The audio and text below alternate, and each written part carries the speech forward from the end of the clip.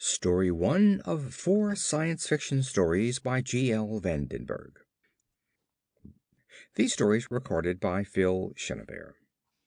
Martian V.F.W. by G.L.Vandenburg was published first in Amazing Science Fiction Stories of May 1959. There's nothing like a parade, I always say. Of course, I'm a Martian. Mr. Carruthers was a busy man. Coordinating the biggest parade in New York's history is not easy. He was maneuvering his 200 pounds around Washington Square with the agility of a quarterback. He had his hands full organizing marchers, locating floats, placing the many brass bands in their proper order, and barking commands to assistants. But Mr. Carruthers approached the job with all the zeal of an evangelist at a revival meeting. As he approached the southwest corner of the square, he saw something that jarred his already frayed nerves. He stopped abruptly. The mass of clipboards and papers he was carrying fell to the street. There, before him, were 150 ants, each of them at least 6 feet tall. His first impulse was to turn and run for the nearest doctor. He was certain that the strain of his job was proving too much for him. But one of the ants approached him. It seemed friendly enough, so Mr. Carruthers stood his ground. "My group is waiting for their assignment." The ant's voice seemed to be coming from the very core of its thorax, which was violent red. Good Lord! Mr. Carruthers' mouth opened up as wide as an oven door. "Mr. Carruthers, I believe the parade is about to start, and my group—" Mr. Carruthers managed to blurt out, "What the devil are you, anyway?" "This is the parade marking the International Geophysical Year, is it not?" The ant had a pleasant, friendly voice. "Well, yes, but—" "And you are Mr. Carruthers, the manager of the parade, is that not correct?" Mr. Carruthers rubbed his eyes and took another look at the strange creature. Its head was a brilliant yellow.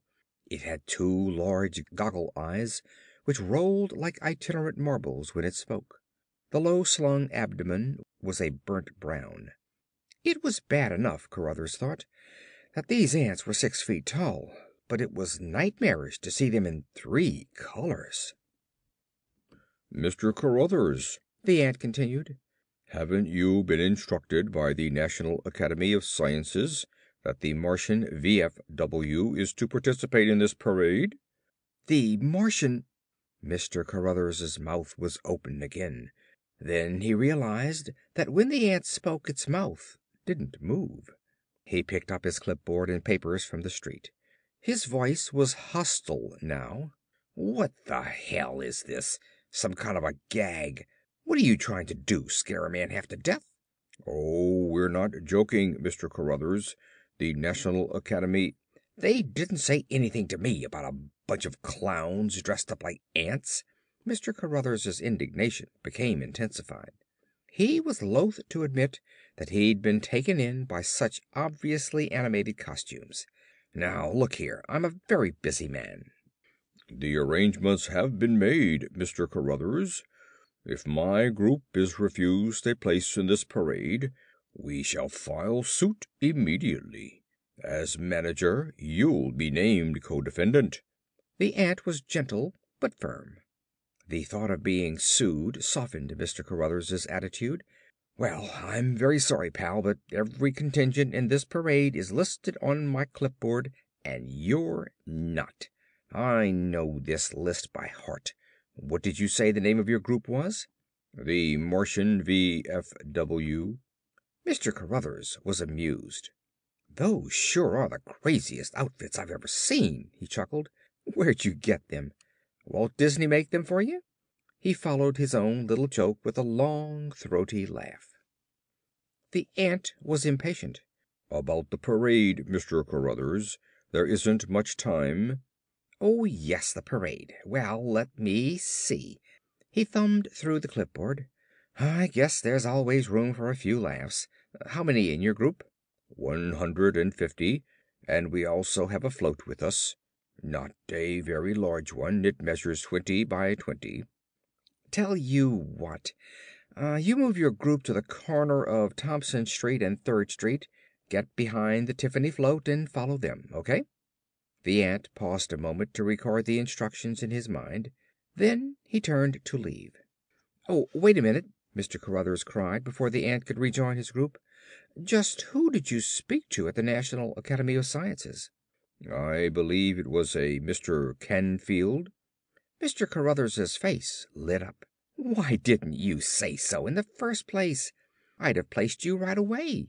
"That's perfectly all right, Mr. Cruthers." "Listen, I don't know what you guys do, but those costumes should certainly bring the house down. There's going to be 4 million people watching this parade. I bet that's the biggest audience you've ever seen." "It certainly is." With that the ant strode away. "Good luck!" Mr. Cruthers shouted after him. "Daddy, Daddy!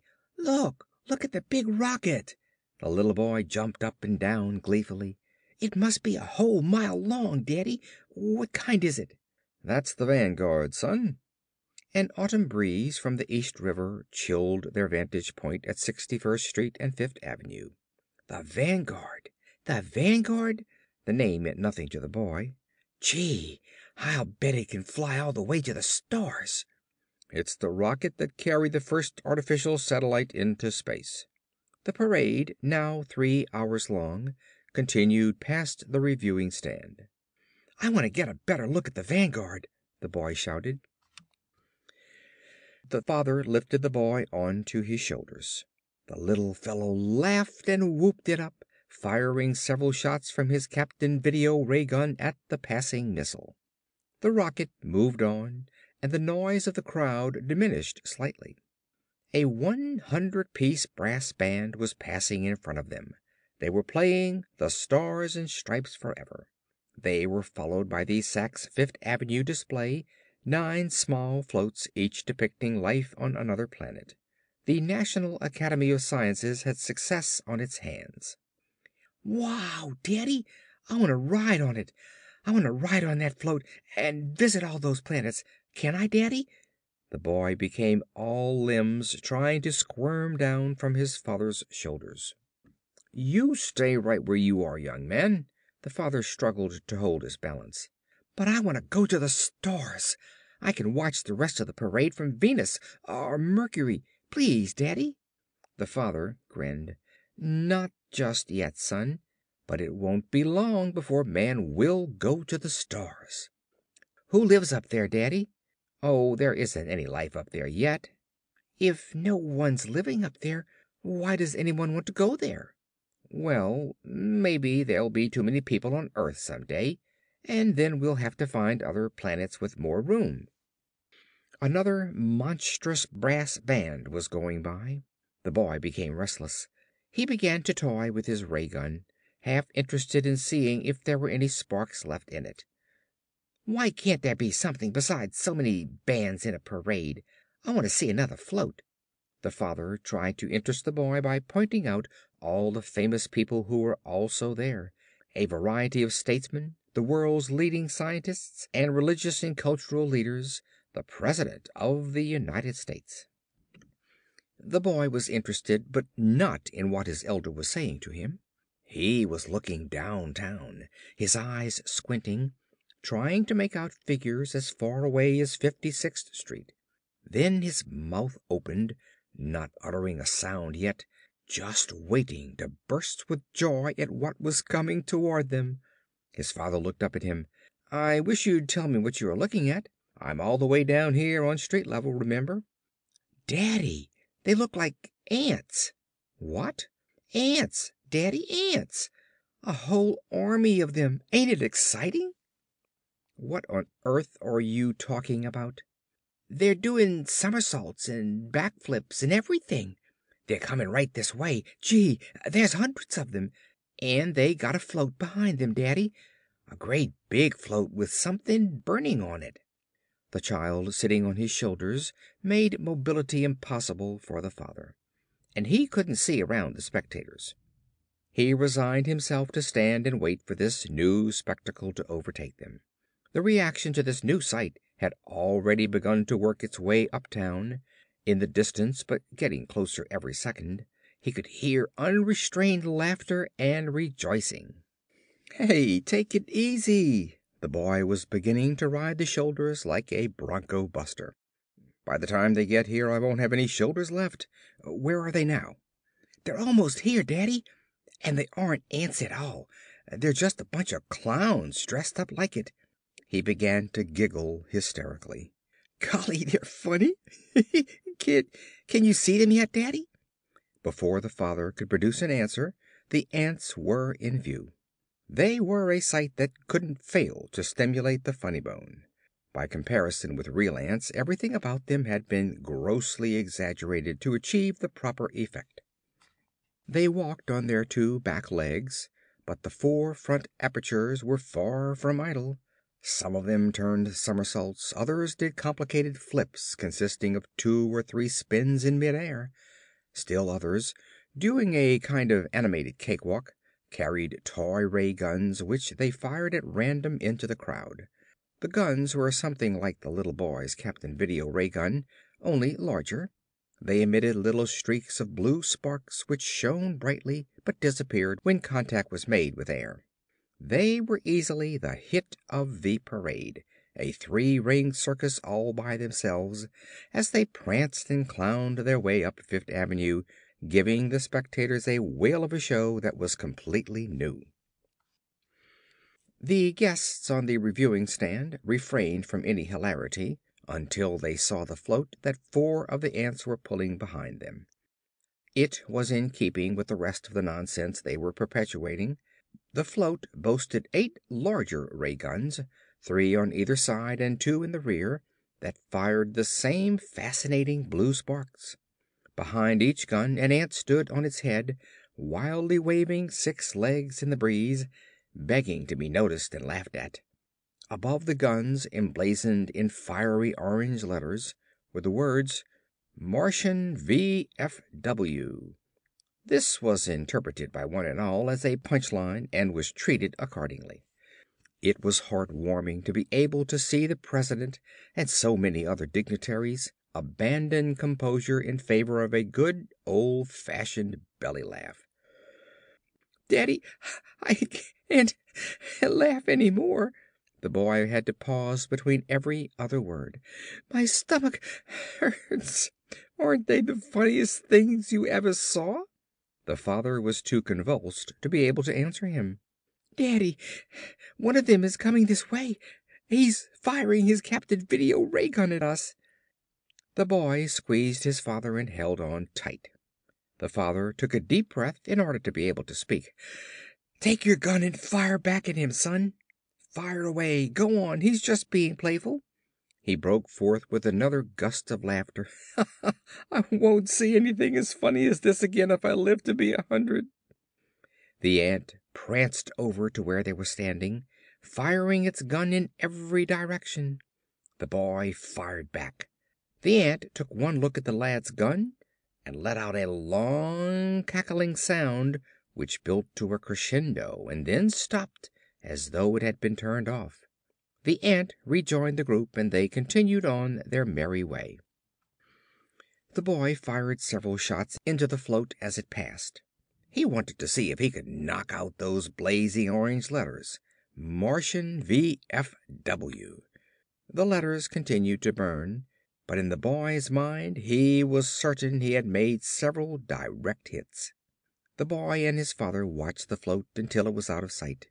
They knew there wouldn't be another attraction like those ants. They must have been real professionals, the father thought.